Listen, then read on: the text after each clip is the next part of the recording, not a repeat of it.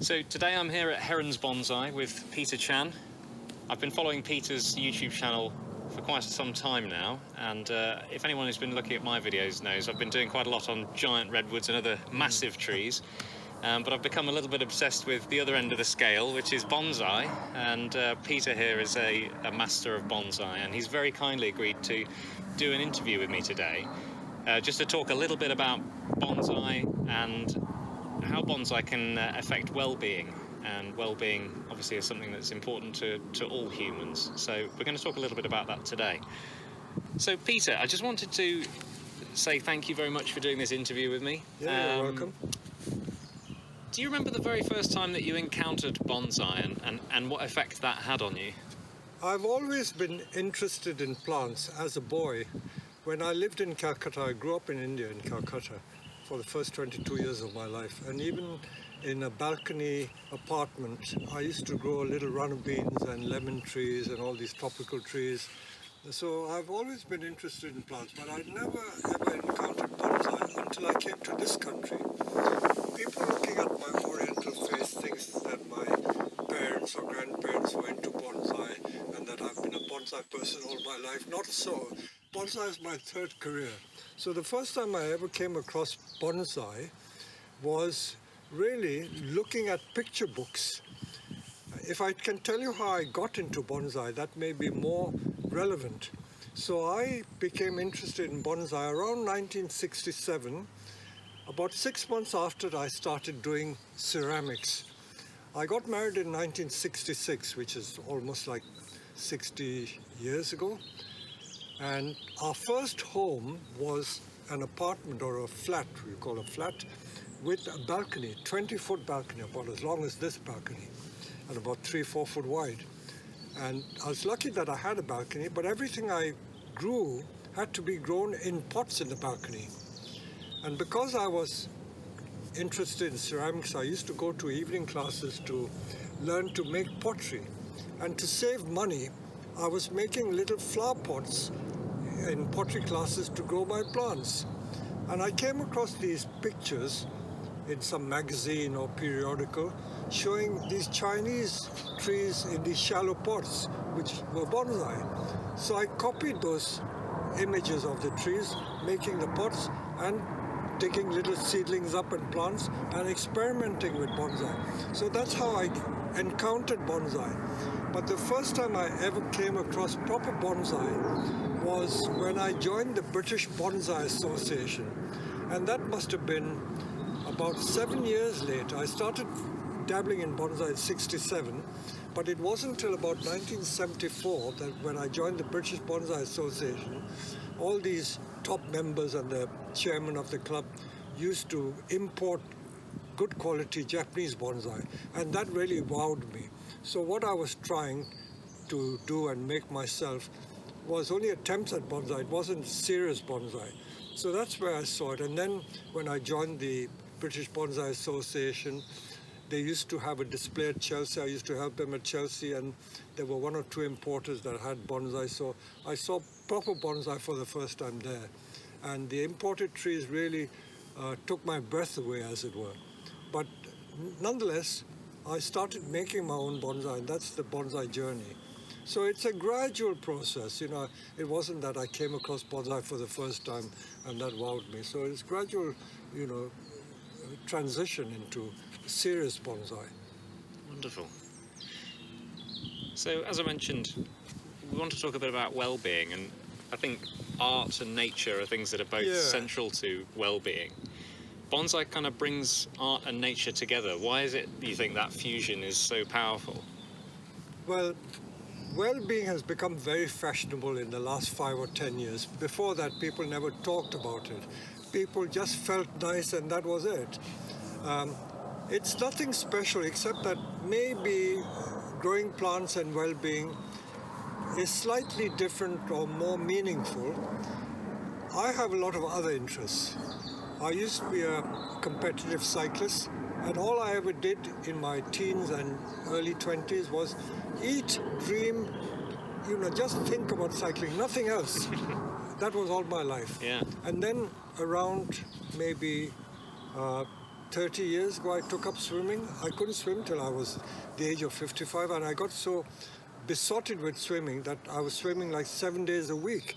And that made you feel nice. And then my latest interest, apart from bonsai, is dancing. I do several types of dance. So that makes you feel well. So well-being comes from many different sources. And so to say that only bonsai gives you that, it's not true. You know, whatever you have an interest, that gives you a well-being feeling. Absolutely. But plants somehow are different because they are growing things. All the other things, maybe collecting things or making model trains, they're not live things. But when you deal with live things, I guess keeping pets and aquarium fish may be the same because it involves nature and the live element of nature. You can see them grow, you can look after it, you treat them like pets or like children, as it were. Yeah. But plants are even more special than pets because when you look at a tree, look around at nature, the color green somehow gives you a calming feeling, isn't that so? Quite. There's a lot of research which has been done about the greening effect. You know, if you had gray plants, it wouldn't be the same, No. or black plants wouldn't be the same. Somehow that color green does something to your mind, creates some dopamine or whatever effects on the mind, and Certainly makes you does feel for me. nice. So I think plants are special in that way, and the fact that they grow, they're living things, you can empathize with them. So that creates a bond, so you treat it as a living thing. And the reason why bonsai is so special is that you treat it almost like your child or a pet. You're looking after it, you know?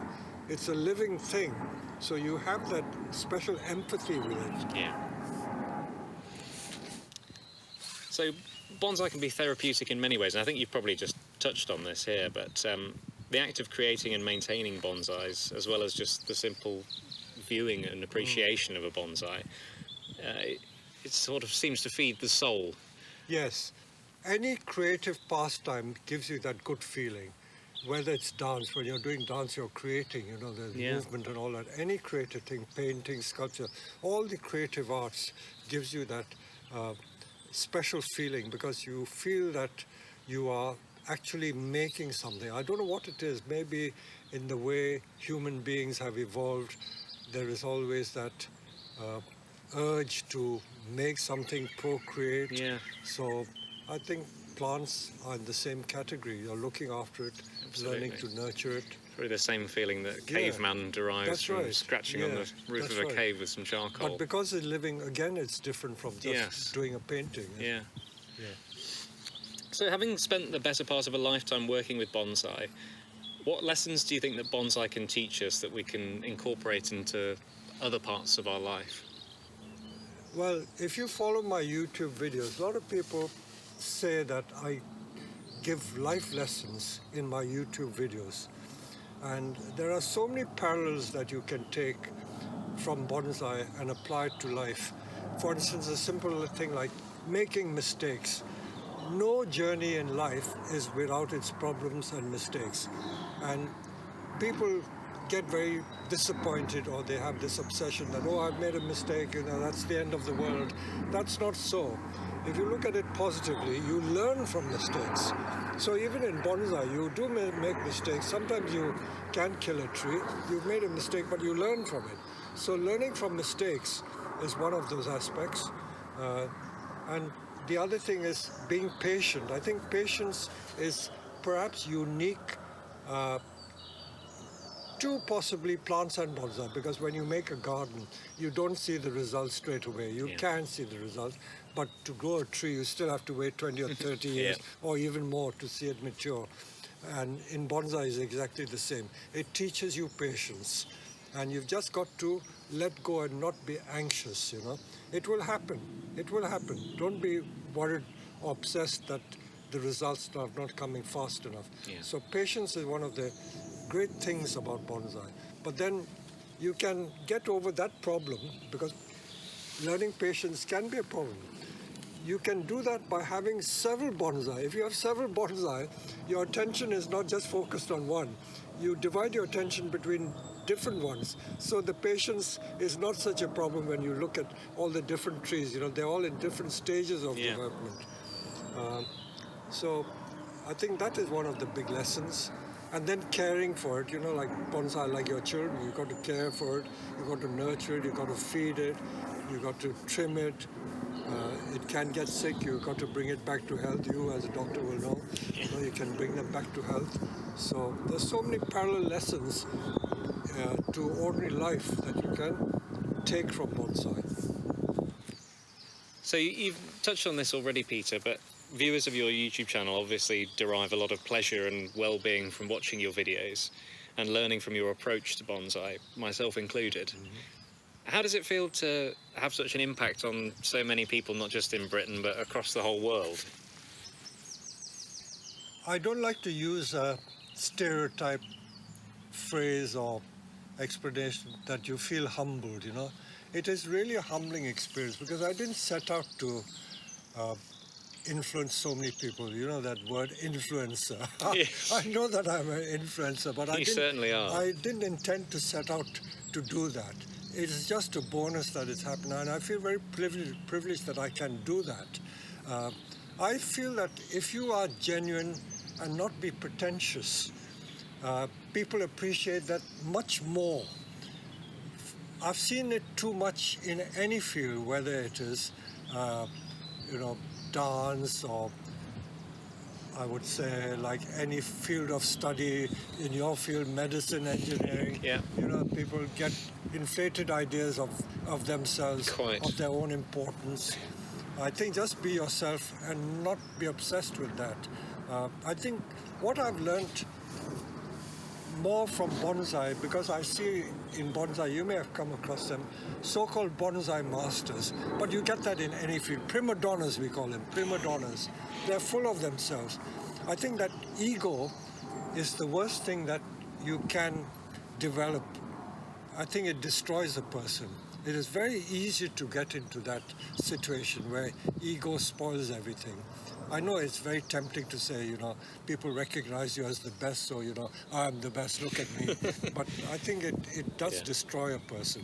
So learning to be, I don't like to use that stereotype word, to be humble. Just be yourself and just feel that you're in a privileged position to be able to pass on whatever knowledge you have, whatever little knowledge you have to others. And if they feel some benefit from it, if they pick up some words or some phrases that I've taught them, some life lessons that I've taught them, so be it. You know, I'm very privileged to have done that because it's helped me. I like to share it. So a lot of my YouTube videos are really sharing. I remember around pandemic time when I started doing this more seriously, quite a few people, I won't mention from which countries, they were doing it commercially, where they were giving lessons for which they charge for it. They told me not to give it away for free. Maybe it would affect their business, I don't know.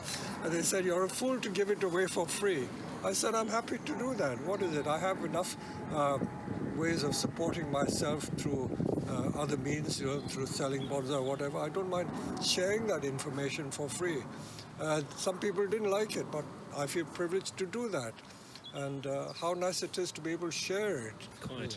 And I think that there's far more people out there who would agree and be grateful for the lessons and knowledge that you've shared with us than the few that perhaps there are lots of other people like that as well. Yeah. Wonderful. So, something I think about a lot, but we do seem to live in a world where people are often and perhaps increasingly disconnected from nature. Many are living in a great urban sprawl without much in the way of wildness. Do you think bonsai can help to bridge that gap and heal that disconnection? Again, people who do bonsai have always said that one of the great advantages of bonsai is that you can grow a plant in a confined space. That means even if you live in an apartment, you can have an indoor bonsai, or if you have a balcony, you can grow trees on the balcony. Whereas if you are in the country like where we are here, you're in the country, so you are in touch with nature. But if you're in a city and if you grow plants, that's why house plants and things like that do, I think, affect your well-being. So seeing things grow, being in touch with nature does help. So I think bonsai does help in that way. It brings nature a bit closer to you. Not ideal, but at least it's something. Yeah, absolutely. I think that probably there's quite a lot of scope there for bonsai for people who are in situations perhaps where they may not have any opportunity to reach out to nature. People perhaps who are in confined in prisons, or perhaps folks who are in care homes or hospital situations. Talking of prisons, you may have seen that video I did where a prisoner wrote to me, didn't he? He was allowed to write a letter. He was from Liverpool prison, and he wrote to me saying how bonsai has changed his life. But sadly, in the prison, they're not allowed to keep bonsai. They're not allowed to keep bonsai. He's got to make cardboard cutouts of bonsai and admire bonsai that way. So it reminds him of trees. Many years ago, I would say going back about 30 years ago, one of my customers was doing social work. I think they were missionaries with the Church of England. They were doing social work with prisoners in Wandsworth Prison in southwest London. And he said that, it would be nice if you could teach bonsai there. But as soon as they asked the prison authorities if they could have prisoners learning bonsai, and they got to know that you're handling scissors and sharp implements and tools, they threw up their hands in horror and said, no, we can't allow that. But I'm sure if they were able to do that, it would be good. Perhaps in open prisons, if they were allowed to grow plants and do bonsai, that would help them. I think with the right cohort of prisoners, perhaps. Right. Yeah. Because learning to care for things, look for things, can change a person's life. Absolutely. But again, in that sort of field, how much work is done, people are just put away. The rehabilitation is not such a great thing. Not that I'm an expert in prison work and all that, but I'm sure there's scope for that area. Absolutely. To be explored. Yeah, I think it's certainly an area that probably could do with a lot more research, and I think prisons were too well to possibly consider that. I think it would be beneficial for prisons and for the people who work in the prison alike. So as a doctor, I'm acutely aware of the mental health crisis in Britain and our limited toolkit of medications of questionable efficacy, long waiting times for psychotherapy. This means that many suffer with chronic mental health problems. There have been some interesting scientific studies, such as those by Carol Herman, which have shown some evidence to say that bonsai can be an effective part of psychodynamic therapy in treating anxiety and depression. Do you think doctors ought to prescribe bonsai? No, I think that would be taking it too extreme. I think if you just grow plants, look after plants, have a little plot, grow vegetables and things, and bonsai can come into that, it would help. Just being with plants, I think, would help. I'm not sure how much research has been done into the effect of plants on mental well-being and health. I think a reasonable amount, and I think that there is quite a lot of evidence to suggest one of my bonsai beneficial. Customers who I made a Japanese garden for, this is going back about 30 or 40 years, she is a professor. I won't mention her name. She was from Surrey University in psychology. She is professor of psychology, and her specialty was the effect of environment, especially plants, on industrial sites like coal mines and all these places where there's a lot of spoil and all that, and how plants and the environment help the mind and mental well-being. So there's some research being done in that field. I'm sure, greening the environment does help. Certainly. It must help. Absolutely. See, when people come here, why do they feel peaceful? Because they see a lot of plants around, isn't it? Absolutely. Yeah. I mean, it's very calming. Yeah. And I think it helps one to still the mind and take a bit more pleasure in the moment, rather than being caught up in all the other general worries of life that most people have. Yeah, I think that's where I think plants score over animals and pets, because plants are green, whereas the others are not green in that way. Yeah. So, what about bonsai do you feel has kept your spirit and your attitudes vigorous and young after so many years in the field? How do you remain so enthusiastic? Well, health is a very, mysterious subject, I think. For instance, you can be in the same household, but people can die before you and all that. Probably in the genes as well, isn't it? If you inherit good genes.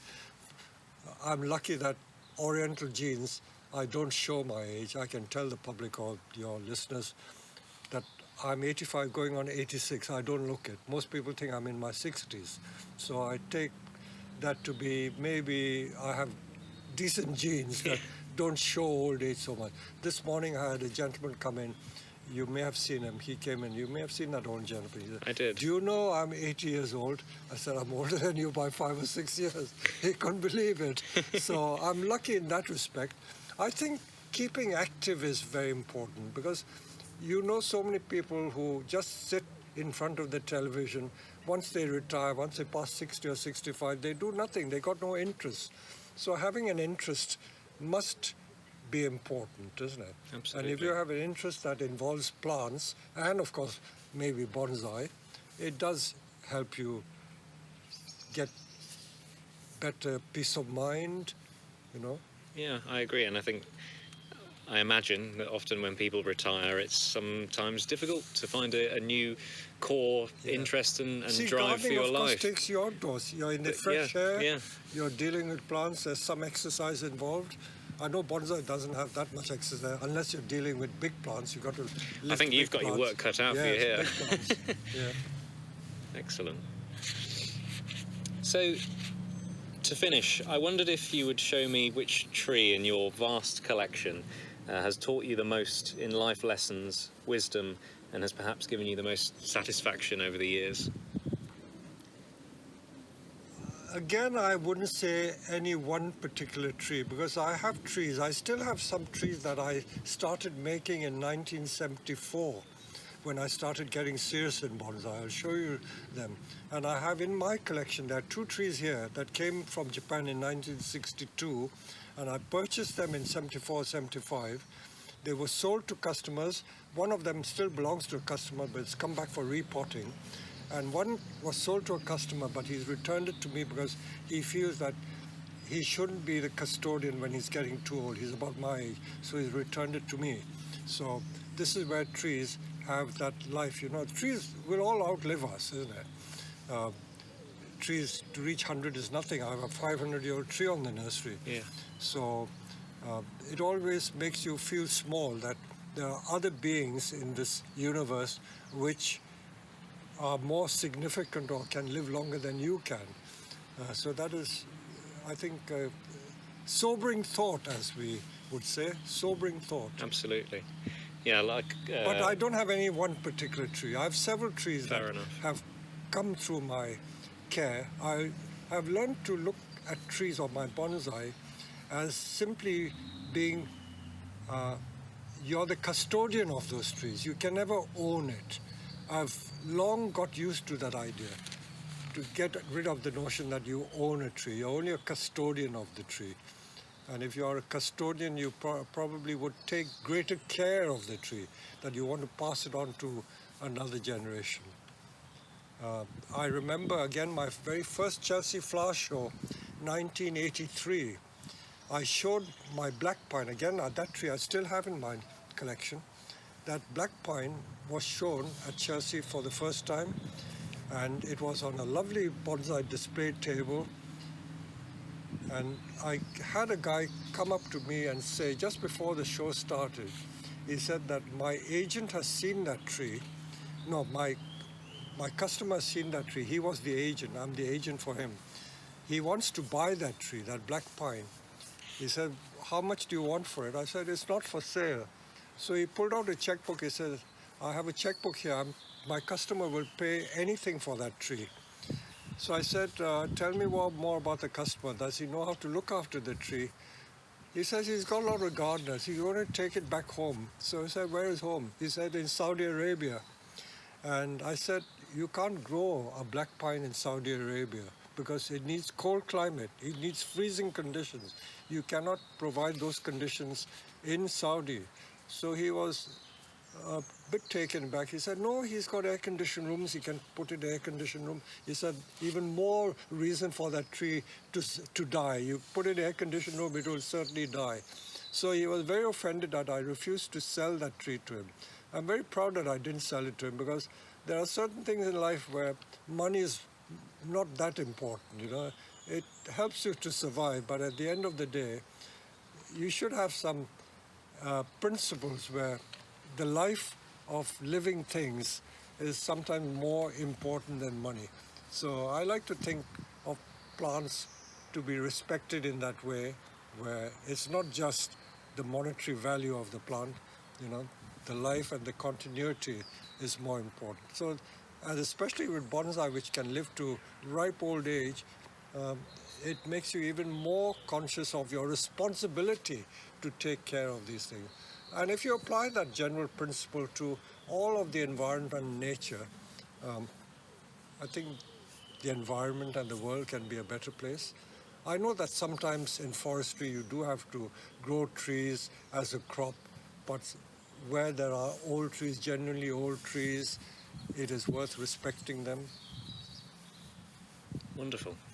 I have to say, Peter, it's been a pleasure to talk to you, and I'm truly grateful for you sharing some of your wise words with us today. Okay. We can end by showing you some of these old trees that I have. That sounds like a wonderful plan. That sounds excellent. All right. Well, shall we head over there? Okay. Yeah, good. All right.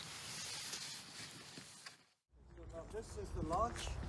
This I made it in 1974. I made it. I didn't. So it was already quite old. So 74 means 50 years ago I made it. So I reckon that tree would be at least 70 to 80 years.